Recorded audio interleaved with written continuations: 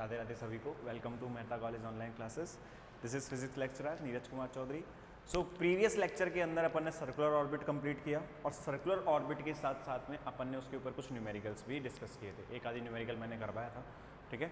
और अभी अगर फर्दर क्लासेस के अंदर न्यूमेरिकल्स को देख लेंगे अपन कि न्यूमेरिकल्स में और किस तरीके से चेंजेस होते हैं, किस तरीके से वैल्यूज़ के अपन चेंज करके आगे फर्दर भी सॉल्व कर सकते हैं, ठीक है। तो लास्ट क्लास के अंदर अपन ने ये डिस्कस कर लिया था कि भाई जो आपका वृत्तीय जो अपने पास में कक्ष होता है, ठीक है, सर्कुलर ऑर्बिट जो होता है उसके बारे में अपन ने डिस्कस किया था और उसका आवर्त काल, ठीक है, उसकी जो फ्रीक्वेंसी थी वो कितना सब कुछ आता है वो सब अपन ने क्या कर लिया था, डिस्कस कर लिया था। फर्दर अब अगर अपन आगे मूव करते हैं तो अपने पास में एक और कक्ष आता है जो बद्ध अवस्था में होता है, जिसकी एनर्जी नेगेटिव थी, ठीक है। अभी अपने पास में यही पार्ट चल रहा है ऑर्बिटल इक्वेशंस। तो इसके अंदर अपन ने एक बद्ध अवस्था में अपन ने दो कक्ष ऐसे थे जिनकी अपने पास में ऊर्जा कैसी आई थी, ऋणात्मक आई थी। मतलब दो ऑर्बिट ऐसी थी अपने पास में जिनकी एनर्जी कैसी आ रही थी, नेगेटिव। पहला सर्कुलर जो अपन ऑलरेडी डिस्कस कर चुके हैं, सेकंड आता है आपका कौन सा, इलिप्टिकल। तो अभी उसी के बारे में अपन क्या करेंगे, स्टडी करेंगे। तो जो सेकंड पॉइंट आता है आपका, ये कौन सा होता है, दीर्घवृत्तीय कक्ष। दीर्घवृत्तीय कक्ष, इलिप्टिकल ऑर्बिट, ठीक है। अगर आपका कण इलिप्स में, किसी इलिप्स के अंदर क्या कर रहा हो, प्रोपागेट कर रहा हो, तो उस टाइम पे अपने पास में इनकी वैल्यूज पे क्या फर्क पड़ेगा, उसका आवर्त काल कितना होगा, वगैरह वगैरह अपन को क्या करना है, कैलकुलेट करना है, ठीक है। अब यहां पे दो रेडियस होते हैं, एक ए होता है और एक बी होता है, ठीक है। एक अपने पास में कौन सा होता है, ए, और दूसरा कौन सा होता है, बी। मैंने आपको पहले समीकरण जो प्रीवियस लेक्चर है ना वहां मिल जाएगा आपको, ठीक है। तो अब एक बताओ, इलिप्टिकल ऑर्बिट के लिए उत्केंद्रता का मान कितना होता है, लेस देन 1। इसेंट्रिसिटी की वैल्यू कितनी होती है, लेस देन कितनी होती है अपने पास में, 1 होती है, ठीक है। तो अपन ऐसे बता सकते हैं, when the value of eccentricity is less than 1, then trajectory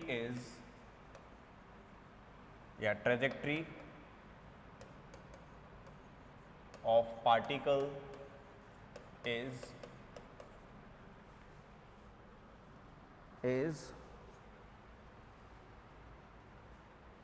trajectory of particle is elliptical,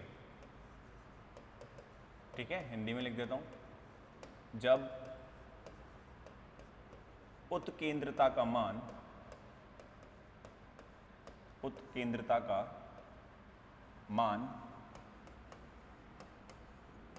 1 से कम हो,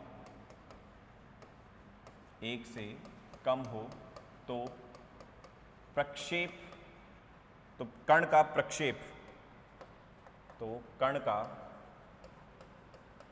प्रक्षेप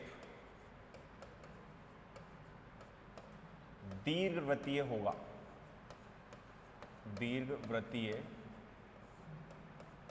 होगा, ठीक है। 1 से कम हो तो कण का जो प्रक्षेप होगा वो कैसा होगा, ट्रेजेक्ट्री जो होगी किसी भी पार्टिकल की वो कैसी होगी, इलिप्टिकल होगी, या कैसा होगा, दीर्घवृत्तीय होगा। 1 मिनट, थोड़ा सा कट रहा है, 1 मिनट। तो अपने को कैसा होगा, ये दीर्घवृत्तीय होगा, ध्यान रखना, ठीक है। कैसा होगा, दीर्घवृत्तीय। मैं एक बार इसको एडजस्ट कर देता हूं।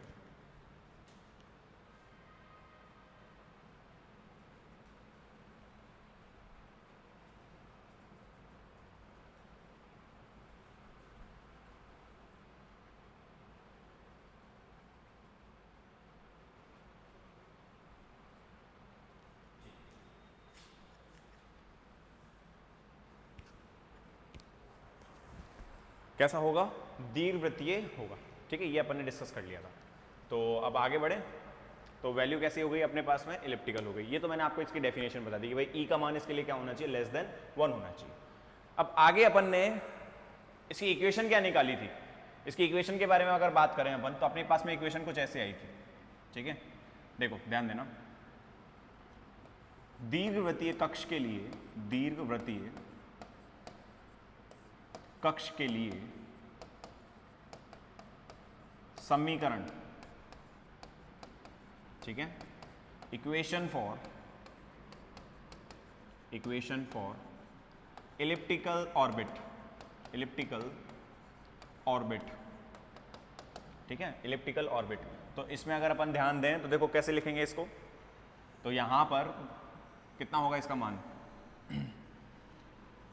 इक्वेशन फॉर इलिप्टिकल ऑर्बिट, इसका अपन ने कितना निकाला था, x प्लस एक्स नॉट का स्क्वायर ओवर a स्क्वायर, ठीक है, plus y square over b square, इसकी वैल्यू कितनी आ रही थी 1। ये मैंने निकाला था, यहाँ पे x नॉट अपने पास में कुछ ना कुछ कांस्टेंट था, ठीक है, लेकिन इससे कोई मतलब नहीं है अपने को तो ये a और b से मतलब है, जहाँ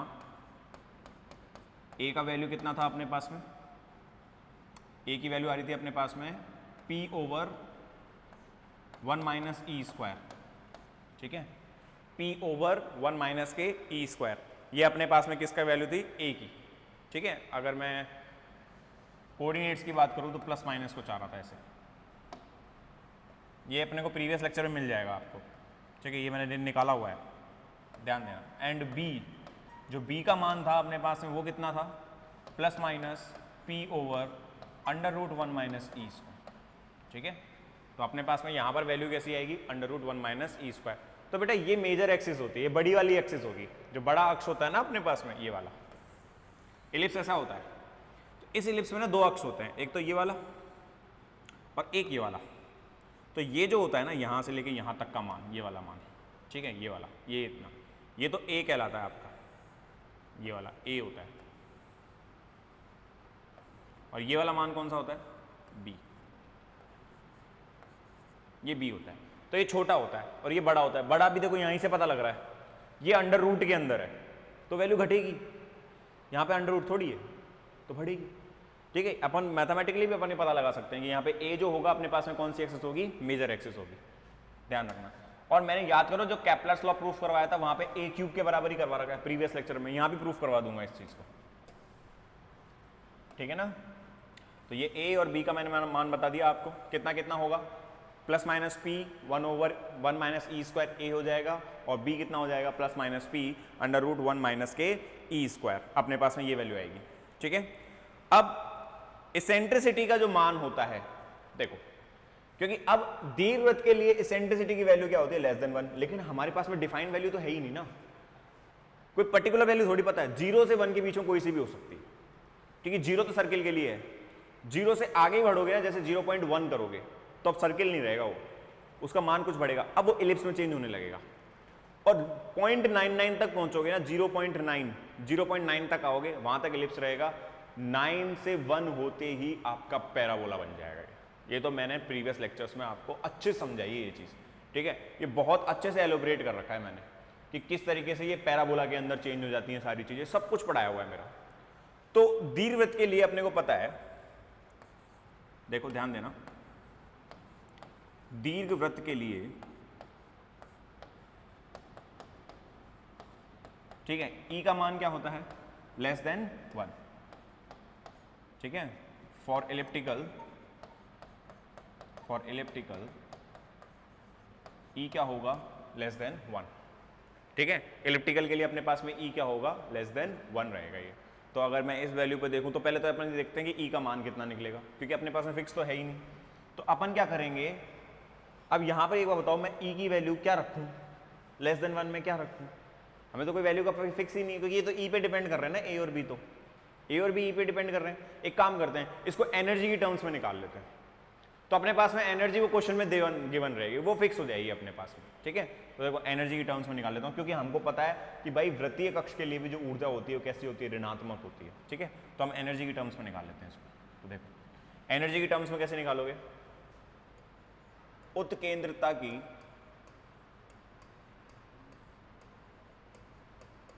परिभाषा से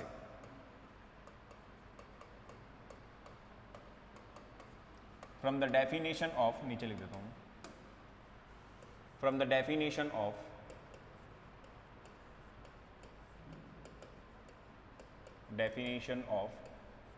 इसेंट्रिसिटी, इसेंट्रिसिटी, ठीक है। इधर ध्यान देना, इधर इधर एक मिनट, मैंने यहाँ पर ये उत्केंद्रता मेरे को एकदम से ध्यान आ गया, ये रहेगा, ठीक है। चलो, तो इसेंट्रिसिटी जो होती है अपने पास में ई का मान कितना होता है, एनर्जी की टर्म्स में कितना होता है, निकलवाया था ना, 1 + 2E_L² ओवर m² इसकी पावर हाफ, यही निकलवाया था मैंने, ठीक है। प्रीवियस क्लास में आपको ये चीज़ मिल जाएगी, ये अपने पास में वैल्यू आती है किसकी, इसेंट्रिसिटी की, ठीक है। अब क्या कहते हैं, ई का मान अपने पास में क्या है, <1 है, ठीक है। तो ये ई है, तो अपने पास में देखो यहाँ रखो इस वैल्यू को, यहाँ पे रखोगे तो ए का मान देखो कितना होगा, 9, ठीक है। या फिर ऐसे लिख देता हूँ मैं, 9 हटा के अतः, या फिर वो डॉट लगा देते हैं, तो अपने पास में ए की वैल्यू कितनी हो जाएगी, देखो ये कितना था, ±p ओवर, ठीक है। या फिर एक काम करो, प्लस के लिए निकाल लेते हैं, माइनस के लिए भी सही में आ जाएगा, p ओवर 1 - के E², यही है ना। तो ये कितना हो जाएगा, p ओवर 1 - इसका स्क्वायर करोगा तो ये कितना हो जाएगा, 1 + 2E_L² ओवर m², यही वैल्यू आएगी अपने पास में। ये कितना बचेगा, p ओवर 1 में से 1 कैंसिल, -के 2E_L² ओवर कितना हो जाएगा, ये m², ये वैल्यू बचेगी अपने पास में, ठीक है। अब p का मान कितना होता है अपने पास में, ठीक है। ये p का मान कितना होता है,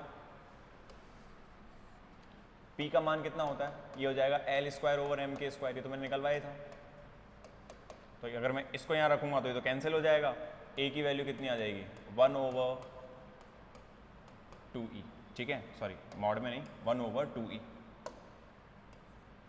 अब a जो होता है वो तो डिस्टेंस है ना, नेगेटिव तो नहीं हो सकता, तो नेगेटिव नहीं होगा तो इसका मॉड ले लो, कितना आएगा, 1/2e का मॉड, ठीक है, ध्यान रखना। तो ये अपने पास में देखो a की वैल्यू आ गई किसकी टर्म्स में, एनर्जी की टर्म्स में, ठीक है। सिमिलरली इसी तरह अब देखो b का मान निकालेंगे, b कितना आएगा, p ओवर √1 - के E², ये p ओवर अपने पास में कितना बनेगा, 1 - 1 और -के 2m_e, ठीक है, सॉरी m नहीं है ऊपर, 2E_L² है ये, 2L² ओवर कितना आ जाएगा ये, m², ठीक है, इसकी पावर हाफ है इस बार। तो ये b कितना हो जाएगा, तो ये b की वैल्यू कितनी हो जाएगी, ये तो L² ओवर m² हो जाएगा। यहाँ पर अपने पास में कितना आ जाएगा, 1 में से 1 कैंसिल होगा और ये माइनस के कितना हो जाएगा, 2L² ओवर m², ठीक है। यही वाली अपने पास में वैल्यू रहेगी। एक मिनट, अपन ने यहाँ पर एनर्जी तो अपने पास में नेगेटिव होती है ना, ये एक मिनट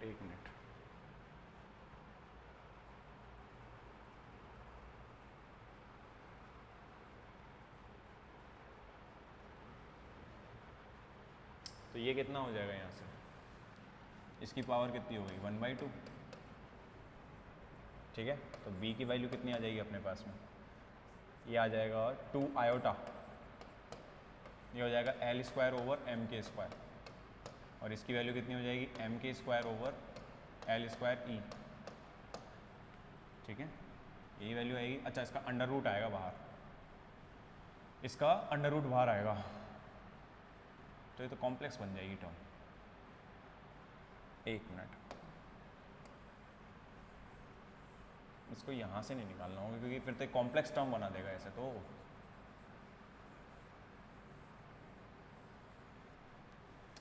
यहाँ पर अपने पास में जो e का मान है, ठीक है, वो नेगेटिव टाइम्स हो जाएगा और वो अपने पास में, अरे यार ये यहीं पे हो गया ना अपने से गलती, ये है ना, ये माइनस आएगा क्योंकि अपने पास में जो ये एनर्जी होगी ना, ठीक है, ये E जो होगा ये कैसा होगा, नेगेटिव होगा, किसके लिए, दीर्घवृत्त के लिए, तभी मैं सोचूँ वो चीज़ वेट क्यों नहीं रही है। फिर यहाँ पर अपने पास में कितना हो जाएगा, ये माइनस रहेगा, ये माइनस रहेगा, तो ये माइनस माइनस क्या हो जाएगा, प्लस। तो ये भी अपने पास में कितना आ जाएगा, 1/2e। ठीक है,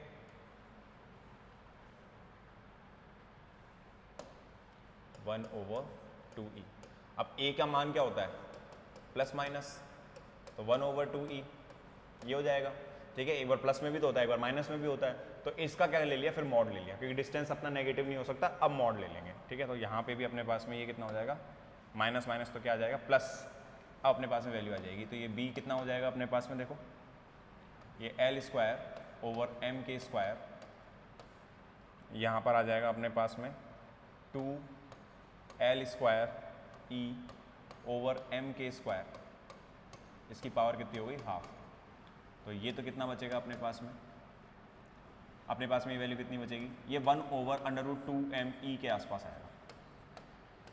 ठीक है, बाकी सारी वैल्यूज तो अपने पास में क्या हो जाएंगी, कैंसिल आउट हो जाएंगी, फिर उसको एंगुलर मोमेंटम की टर्म में भी लिख लेंगे। ठीक है, तो अपने पास में जो आगे तुम फर्दर सॉल्व करोगे ना, तो वो इस तरीके से कैलकुलेट होकर आएगा। अपने पास में जो b की वैल्यू होगी वो कितनी आएगी, √2me। इसको कैलकुलेट करना कोई इतना टफ नहीं है, इससे कैंसिल आउट करना, तो ये हाफ बचेगा ऊपर। भाई इसकी पावर है L और K बचेगा, L और K से L और K हट जाएगा, वहाँ पे L की वैल्यू रख देना mr² ओमेगा वाला जो भी टर्म आता है अपने पास में, उससे डिसाइड करोगे, फिर वो एनर्जी की टर्म्स में चला जाएगा, तो बहुत लंबा डेरिवेशन हो जाएगा। अपने को सिर्फ रिमेंबर रखना है, अपने को रिमेंबर रखने से मतलब है बहुत लंबा डेरिवेशन चला जाएगा वो।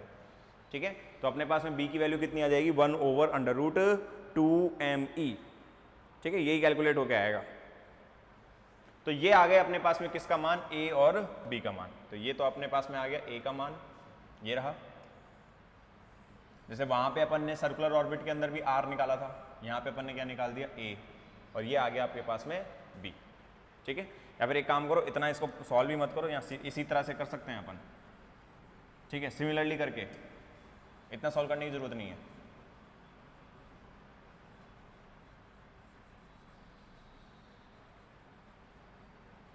इसी तरह जो b का मान होगा ना अपने पास में, वो कितना आ जाएगा, 1/√2me। ये वैल्यू कैलकुलेट होकर आ जाएगी अपने पास में। ठीक है, ये वैल्यू कैलकुलेट होकर आ जाएगी कि b का मान कितना होगा यहाँ पे, 1/2me। तो ये तो मेजर एक्सिस हो गई, ये आपके पास में कौन सी एक्सिस हो गई, माइनर एक्सिस। a और b दोनों के मान निकाल लिए अपन ने। वहाँ भी अपन ने एनर्जी की टर्म में ही निकाला था, r का मान। r का मान कितना आ रहा था, वहाँ पर अपने पास में जो p का मान होता है उसके बराबर ही तो आ रहा था r का मान भी। ठीक है, तो उसको अपन चेंज कर सकते हैं भाई, एंगुलर मोमेंटम से एनर्जी के अंदर भी जा सकते हैं। ठीक है, लेकिन अपने को तो सिर्फ इतना रिमेंबर रखने से मतलब है कि भाई ये चीज़ आ गई, तो a और b तो आ गया आपका। आगे फर्दर प्रोसीड करें, तो ये अपने पास में पहला पॉइंट था। ठीक है, ये अपने पास में पहला पॉइंट था। अगर मैं दूसरे पॉइंट की बात करूं, तो दूसरा पॉइंट आपके पास में आता है अब टाइम पीरियड, आवर्तकाल।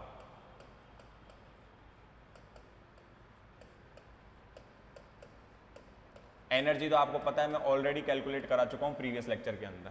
ठीक है, एनर्जी तो आप कैसे भी करके कैलकुलेट कर सकते हो, वो तो मैं आपको ऑलरेडी बता चुका हूँ, नेगेटिव ही आनी है। ठीक है, वो कितनी नेगेटिव आनी है वो डिपेंड करता है ई की वैल्यू पे। भाई ई की वैल्यू के ऊपर डिसाइड करेगा, ई की वैल्यू आपकी कितनी लेस देन 1 है, इस पे, इस फैक्टर पे डिसाइड करेगी आपकी एनर्जी। तो ध्यान रखना है अपने को। ठीक है, इस फैक्टर पे डिसाइड करेगी ये जितनी कम होगी एनर्जी आपकी उतनी ही ज़्यादा क्या होगी, नेगेटिव होगी। इस चीज़ का ध्यान रखना। तो ये अपने पास में क्या आएगा, आवर्तकाल। अब आवर्तकाल को कैसे निकालेंगे, तो याद करो, यहाँ पर केपलर्स का दूसरा नियम लगाते हैं, क्योंकि देखो हमें रिलेशन चाहिए जे से, क्योंकि जे ही अपने पास में ओमेगा को ला सकता है, और टाइम पीरियड जो होता है, आवर्तकाल जो होता है, ओमेगा के बिना नहीं निकलेगा। पहले अपन को ओमेगा पता लगाना पड़ेगा, कोणीय संवेग कितना होगा उसका। ठीक है, एंगुलर फ्रीक्वेंसी, सॉरी कोणीय आवृत्ति कितनी होगी, एंगुलर फ्रीक्वेंसी कितनी होगी, उसके बिना आप कैलकुलेट नहीं कर सकते कि भाई टी कितना आएगा। ठीक है, तो फर्दर मूव करते हैं।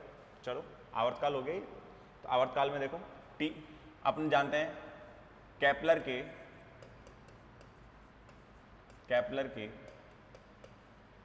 द्वितीय नियम से, ये मैंने प्रूफ करवाया था आपको,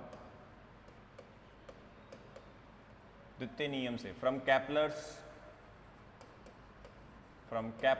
सेकेंड लॉ, dA/dt कितना आता है अपने पास में, कांस्टेंट होता है ये, ठीक है, ये टाइम के साथ में क्या होता है, कांस्टेंट बना रहता है। और मैंने इसको एक चीज़ और प्रूफ करवाई थी, याद हो तो, J/2m के बराबर आता है ये, J नहीं सॉरी L/2m कितना आता है ये, L/2m। और ये तीनों ही चीज़, दोनों ही चीज़ें अपने पास में क्या होती हैं, कांस्टेंट होती हैं। ये मैं प्रूफ करवा चुका हूँ ऑलरेडी, प्रीवियस लेक्चर में आपको ये मिल जाएगा, ठीक है। मैं वापस रिपीट कर रहा हूँ, अगर आप ये यूनिट देख रहे हो और अगर आप डायरेक्ट यहीं से स्टार्ट कर रहे हो, कुछ समझ में नहीं आएगा। स्टेप बाय स्टेप आपको हर एक टॉपिक पढ़ते हुए आना होगा, उसके बिना ये नहीं आएंगी चीज़ें समझ में, ठीक है। तो इसको आगे देखो, इंटीग्रेट कर देते हैं, ऑन इंटीग्रेटिंग, ठीक है, समाकलन करने पर तो अपने पास में a की वैल्यू कितनी हो जाएगी, LT/2m, ठीक है। t को वहाँ पे ले गए तो अपने पास में कितना आ जाएगा, LT/2m आ जाएगा अपने पास में, ठीक है। यहाँ से t की वैल्यू कितनी आ रही है, 2ma। अब तो अपने पास में वेक्टर साइन तो अपन लेंगे ही नहीं इसमें, ये तो मैंने आपको बता दिया था, वेक्टर में ही आता है वैसे तो एरिया कितना हो जाएगा, LT/2m, और ये कितना हो जाएगा, 2ma/L, ठीक है। t की वैल्यू यहाँ से कितनी आ रही है, 2ma/L। अब एरिया कितना होता है, देखो ध्यान देना, दीर्घवृत्त का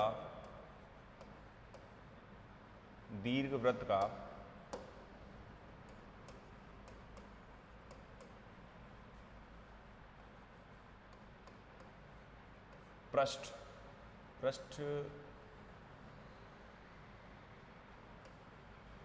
तो सर एक मिनट, दीर्घवृत्त का अपने पास में एरिया कितना होगा,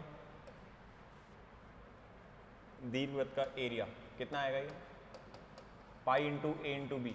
ये मैं यही सोच रहा था, इतने से कंफ्यूज हो रहा था मैं, pi into a into b. तो ये तो a हो गया, ये b हो गया, पाई घूमेगा पूरा का पूरा।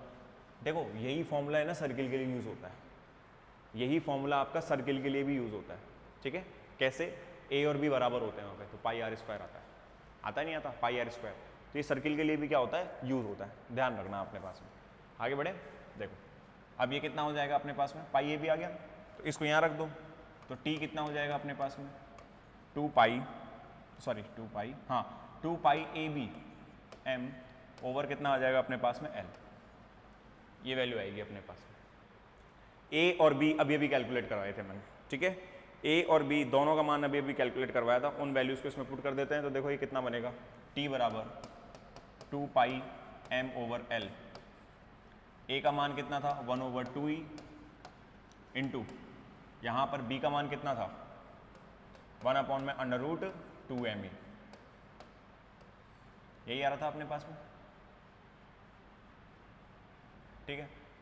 अच्छा एक चीज़ मैंने यहाँ पे आपको नहीं बताया, a और b के बीच में भी एक रिलेशन निकल सकता है, a और b के बीच में भी एक रिलेशन अपन निकाल सकते हैं। कैसे, a बराबर कितना आ रहा है, 2e, a बराबर कितना होता है 2e, क्योंकि अब वहाँ पे जरूरत पड़ेगी मुझे, और b बराबर कितना आ रहा है, 1/√2me, यही आ रहा है। तो एक बताओ b स्क्वायर कितना हो जाएगा, 1/2me।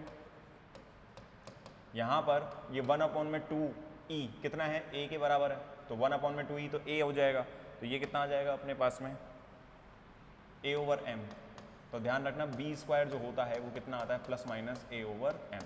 b की वैल्यू जो होती है वो कितनी आती है, +- a/m, ये आएगा अपने पास, ठीक है। तो एक बार बताओ, एक काम करो ना, अपन कैपलस का नियम भी तो यहीं से प्रूव कर देंगे, इतना क्यों रखने की ज़रूरत है इसको।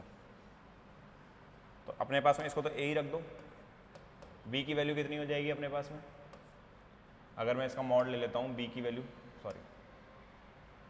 तो b का मान कितना है, a/m, कितना आ जाएगा ये, a/m। ये कितना आ गया अपने पास में, m से m कैंसिल, t बराबर कितना आ रहा है, 2 पाई l इंटू a स्क्वायर, यही वैल्यू आ रही है अपने पास में, ठीक है, 2 पाई l इंटू a स्क्वायर। अब l का मान कितना होगा अपने पास में, इस l के मान को थोड़ा सा क्या करना होगा, चेंज करना पड़ेगा अपने को हल्का सा। अब l के मान को कैसे चेंज करें, क्या ला सकते हैं इसके अंदर,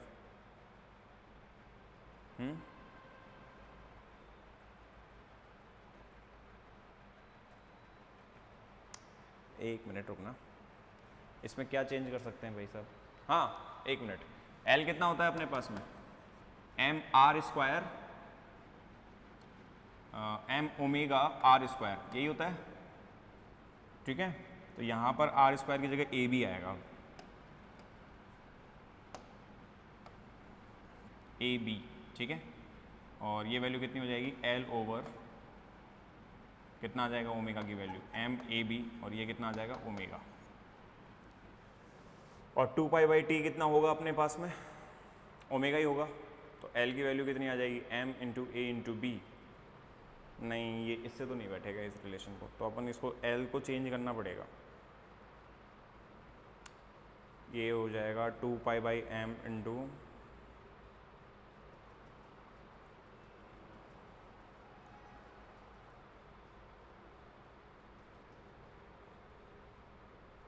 ये एल चेंज करना पड़ेगा हल्का फुल्का, तो अपने पास में बैठेगा वो। एक मिनट, कहाँ गाड़ी अटकी है, कुछ तो चेंज करना पड़ेगा अपने पास में। अगर मैं इसको एनर्जी की टर्म्स में लिखता हूँ, एक मिनट, ये आ जाएगा 2π/AB ओवर एल, ठीक है। एम, अगर मैं इसको एनर्जी की टर्म्स में लिखूँ एक बार, तो ये कितना हो जाएगा, 1/2E, और ये हो जाएगा 1/√2mE, ये वैल्यू आएगी अपने पास में, ठीक है। और T बराबर कितना हो जाएगा अपने पास में, ये यहाँ पर 2 से 2 कैंसिल, ठीक है। और ये E यहाँ पे आएगा, E की पावर कितनी हो जाएगी, 3/2, और एक M से M कैंसिल, तो अंडर रूट यहाँ तो बचेगा π/L, और ये M को अंदर ले गया मैं, तो ये ऊपर बचेगा अंडर रूट M, ठीक है, अंडर रूट M। और यहाँ पर E इंटू ई की पावर हाफ, E की पावर कितनी हो जाएगी, 3/2, ठीक है। तो E की पावर कितनी हो जाएगी अपने पास में, 3/2। तो इसको मैं ऐसे भी तो लिख सकता हूँ, एक मिनट, इसको ऐसे भी तो लिखा जा सकता है ना, ये m/2e क्यूब इसकी पावर 1/2, ऐसे भी लिख सकते हैं इसको, ठीक है। तो अब ये आ रहा है अपने पास में π/L। इस L में कुछ चेंजेस लाने पड़ेंगे। L को अपन किससे रिप्लेस कर सकते हैं, अच्छा मैं यहाँ से कर सकता हूँ ना। L की वैल्यू देखो, यहाँ से देखो 2m इंटू कॉन्स्टेंट आ रहा है, तो इसको अगर मैं उधर ले जाऊँ मल्टीप्लाई में, तो ये भी तो कॉन्स्टेंट में चला जाएगा, ठीक है। सिंस L/2m कितना है अपने पास में, कांस्टेंट है, यहीं से कर लेते हैं ना इसको। तो L की वैल्यू भी क्या होगी, कांस्टेंट होगी, ठीक है। तो मैं मान लेता हूँ अपने पास में जो 1/L होगा, ये भी कितना आएगा, कांस्टेंट ही आएगा कुछ ना कुछ। इसको C मान लो, C मान लिया मैंने कुछ भी, तो T कितना हो जाएगा अपने पास में, π/C, ये हो जाएगा m/2e क्यूब, इसकी पावर कितनी हो जाएगी, 1/2, ठीक है। ये अपने पास में कितना आ जाएगा, π/C अंडर रूट, मतलब m/2e क्यूब, इसकी पावर कितनी हो जाएगी, 1/2, यही रहेगा अपने पास में। अब एक काम करते हैं, अब एनर्जी अपने पास में आ चुकी है E क्यूब, अब इसको रिप्लेस कर सकते हैं, ठीक है। अब बन जाएगा फॉर्मूला, अब बन जाएगी ये बात। देखो ध्यान दो, थोड़ा सा मॉडिफिकेशन की जरूरत थी, सामने ही रखा हुआ था, ठीक है, दिमाग से फिसल गया। तो देखो T कितना हो जाएगा अपने पास में, इसको मैं अंदर ले जाऊँ, π² हो जाएगा, ये हो जाएगा m/2e क्यूब, और इसकी पावर कितनी हो जाएगी, 1/2। सिंस जो A होता है अपने पास में वो कितना होता है, 1/2e, तो यहाँ से E की वैल्यू कितनी हो जाएगी अपने पास में, E की वैल्यू कितनी हो जाएगी, 1/2a, यही रहेगा। तो T का मान कितना हो जाएगा अपने पास में, π²C² m over 2 into E cube, ये कितना आ जाएगा, 1/2a, और ये आ जाएगा क्यूब, इसकी पावर कितनी हो जाएगी, 1/2।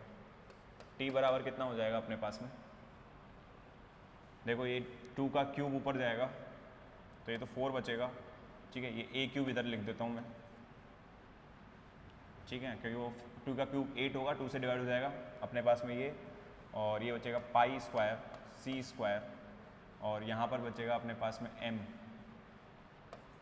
ठीक है, और दोनों तरफ स्क्वायर कर दिया, T² = यही बचेगा अपने पास में 4π² m इंटू कितना बच रहा है अपने पास में, ये a क्यूब, कितना बच रहा है अपने पास में, a क्यूब, यही अपने पास में वैल्यू आ रही है ना, हाँ तो ये कितना हो जाएगा, देखो यहाँ से कैपलर्स का तृतीय नियम भी फॉलो हो रहा है। ये मैंने पहले भी प्रूफ करवाया और मैंने दोबारा भी प्रूफ करवा दिया, ठीक है। इसमें देखो कहीं पे बुक्स में आपको लिखा हो सकता है कि यहाँ पे सी लिखा हुआ हो, कांस्टेंट ले रखा हो कुछ ना कुछ, ठीक है। यहाँ पे अपने पास में कांस्टेंट भी आ रहा होगा कुछ ना कुछ, तो उससे कोई फर्क नहीं पड़ता, वो कांस्टेंट यहाँ पे भी आ जाएगा, ठीक है। तो यहाँ से अपने पास में कैपलर्स का क्या होता है, तृतीय नियम भी क्या होता है, फॉलो होता है, ठीक है। तो ये थी अपने पास में क्या, कैपलर्स का नियम। अब अगला जो अपने पास में पॉइंट आता है, इसमें वेग कितना होगा, वेलोसिटी और वेग, ठीक है, किसमें, ये दीर्घवृत्तीय के अंदर। तो इसमें वेलोसिटी और वेग कितना होगा।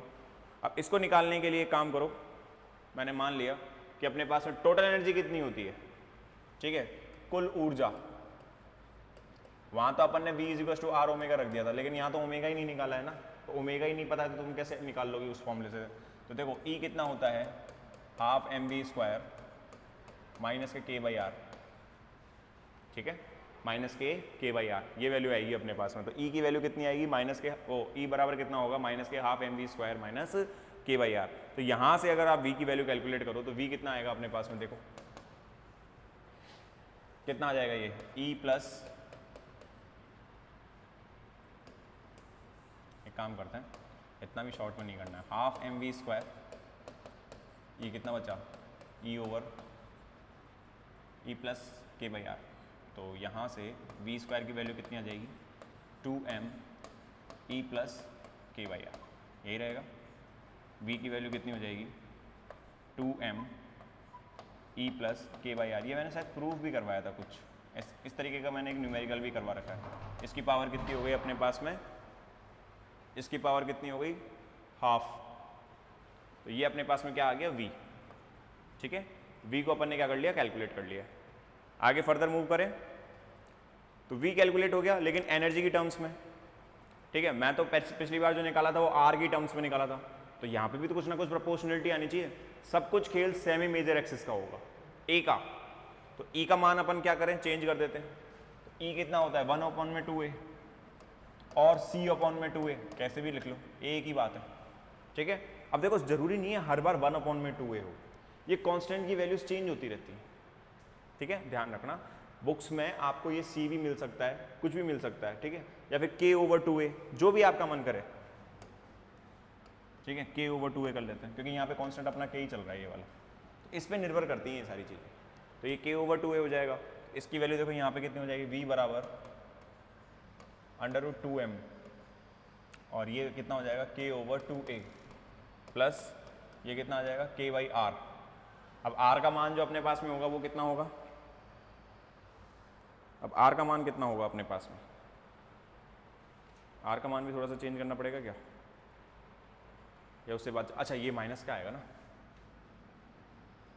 ये माइनस में आएगा, ये माइनस के k/r, इसकी पावर ½ v कितना हो जाएगा अपने पास में, नहीं r के मान को चेंज ही मत करो, ये k को कॉमन ले लो बस बाहर, ठीक है। यहाँ पर कितना आ जाएगा, 1/r माइनस 1/2a। तो ये वेलोसिटी होगी अपने पास में किसकी, v, किसमें, दीर्घवृत्त के अंदर, ठीक है। ये अपने पास में वैल्यू आएगी, जहाँ पे कांस्टेंट आएगा अपने पास में कुछ ना कुछ k, और देखो यहाँ पे भी प्रोपोर्शनलिटी देखो ½ में पावर में r में ही आ रही है, और ऑब्वियस ही बात है, या तो आएगा। सर्किल के लिए, अगर मैं सर्किल के लिए मैं बात करूं तो याद रखना, सर्किल के लिए a का मान तो कुछ होता नहीं है, तो v प्रोपोर्शनल किसके होता है, √r के आ जाता है। लेकिन अगर दीर्घवृत्त की बात करूं तो कुछ ना कुछ a का मान आएगा, तो फिर वो है। ये बेटा मैंने यहाँ पर r और 2a एक साथ लिखा है। अब आप ये कंफ्यूज हो रहे होंगे कि सर जब बात हम मेजर एक्सिस की ही कर रहे हैं तो पूरा टर्म मेजर एक्सिस में क्यों नहीं निकाला, ठीक है, पूरी इक्वेशन आपने a की टर्म्स में ही क्यों नहीं निकाली। तो देखो इधर एक चीज समझो, अपने पास में जो E है वो <1 है, ठीक है, ये मैं बहुत फिजिकली बात बता रहा हूं आपको। E की वैल्यू क्या है, यहाँ पे <1 है, और वहां पर E की वैल्यू कितनी होती थी, 0 सर्किल के लिए, तो उसमें A का मान अपने लिए 0 था। लेकिन अब एक बार बताओ, जब E की वैल्यू 0 से लेके और E की वैल्यू 1 तक जाओगे इसी रेंज में अपने पास में क्या बन रहा है, एलिप्स। दीर्घवृत्त जो आ रहा है वो इस रेंज के अंदर आ रहा है, क्योंकि इस रेंज पे आते तो सर्किल आ जाएगा और इस रेंज पे आते क्या बन रहा है, पैराबोला। मतलब आपका जो एलिप्स है वो इस रेंज के अंदर है, ये जो रेंज आ रही है। अब यहाँ पे 0 से लेके 1 तक वैल्यूज क्या हो रही हैं, चेंज हो रही हैं। 0.1, 0.2, 0.3, 0.4, 0.5 एंड फर्दर ऑन मूव करती जाए। तो एक बार बताओ, यहाँ पर अपने पास में v किसके प्रोपोर्शनल था, √r के, ठीक है। किसके प्रोपोर्शनल हो रखा था, √r के। धीरे धीरे धीरे धीरे धीरे आप वैल्यूज को क्या करते जाओगे, बढ़ाते जाओगे, ठीक है। एसेंट्रिसिटी जो उत्केंद्रता की थी, ये वैल्यूज क्या करेंगी, बढ़ती जाएंगी, इंक्रीज होती जाएंगी। ये जैसे जैसे इंक्रीज होंगी ना, वैसे वैसे वैसे वैसे क्या होगा, जो ये 2a होगा ना, इसकी क्वांटिटी भी आने लग जाएगी, ठीक है। अब ये √r पे नहीं रहेगा, क्योंकि √r तो आपका ये है ना, ये r था,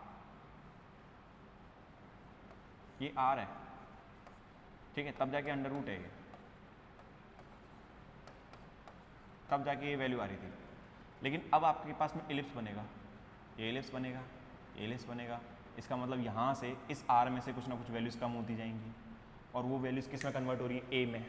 देखो इसको जब मैं एलिप्स बनाऊंगा कुछ इस तरीके से, तो ये जो यहाँ वाला आ रहा है ये कम हो रहा है, कम हो रहा है ना, वो किस में चेंज हो रहा है, a के अंदर हो रहा है, ठीक है।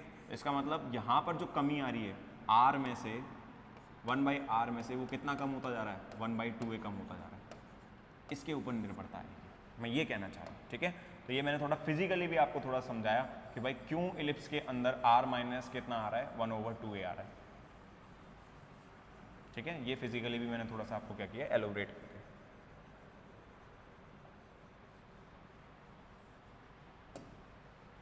तो अब इसको उतार लीजिए, फिर देखते हैं इसके ऊपर भी कोई अगर कोई न्यूमेरिकल मिलेगा तो नेक्स्ट क्लास के अंदर जो अपने पास में अब जो नेक्स्ट क्लास लगेगी ना, उसमें अपन क्या करेंगे, इसके बारे में पढ़ लेंगे।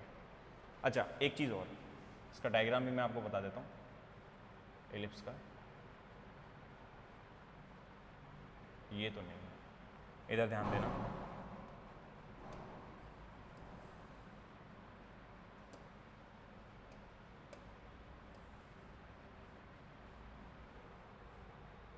ये है एलिप्स, ठीक है। और इस एलिप्स में अपने पास में एक लाइन तो यहाँ से लेके यहाँ तक होगी, ये वाली मेजर एक्सिस ए वाली, ठीक है। और एक कौन सी होगी, ये बीच से, ये माइनर एक्सिस, ठीक है। इसमें जो इसका मान है b का मान कितना आता है, 1/√2me, और जो a का मान होता है वो कितना होता है, 1/2 mod, ठीक है। ये a कहलाएगा आपके पास में। इसके दो फोकस होंगे, एक फोकस तो यहाँ पर है और एक फोकस कहाँ पे होगा, यहाँ पर, ठीक है। ये जो मान होगा ये क्या कहलाएगा, इसका लेटस रेक्टम, ठीक है। ये आपके पास में क्या होगा, लेटस रेक्टम, हिंदी में भी यही बोलते हैं इसको, ठीक है। ये भी लेटस रेक्टम है जो इसके फोकस से पास होगा, लेटस रेक्टम। ये वो मूल बिंदु है या फिर इसको फोकस बोला जाता है, ठीक है। ये फोकस होंगे और इनके सामने आती है यहाँ पर डायरेक्ट्रिक्स, ठीक है। अब यहाँ पे डायरेक्ट्रिक्स बनाने की ज़रूरत नहीं क्योंकि अपने को नीड ही नहीं है, ठीक है। ये सब चीज़ है। और यहाँ पर आपके पास में कोई एक पार्टिकल है जो इसमें क्या कर रहा है, मूवमेंट कर रहा है,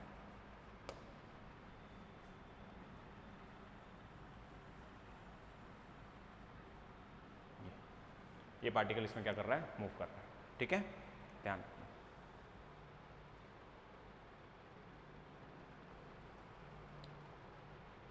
ये लो उतार लो। तो ये कंप्लीट होता है आपका कौन सा, दीर्घवृत्त, ठीक है। दीर्घवृत्तीय कक्ष आपका क्या होता है, कंप्लीट होता है, जिसमें अपन ने सबसे पहले आर निकाला था सर्कुलर में, यहाँ पे भी अपन ने ए और बी का मान निकाल लिया, ठीक है। यहाँ पे भी अपन ने ए और बी का मान कैलकुलेट किया, ये रहा। और ये बहुत इंपॉर्टेंट रिलेशंस हैं न्यूमेरिकल के अंदर, तो बहुत जज के पूछे जाते हैं ये वाले। मैंने कहा क्या कहा था, छोटे से छोटा फॉर्मूला भी आपका न्यूमेरिकल बन जाएगा, छोटे से छोटा फॉर्मूला भी आपका क्या बन जाएगा, न्यूमेरिकल बन जाएगा। तो इस चीज़ का अपने को ध्यान रखना है, ठीक है।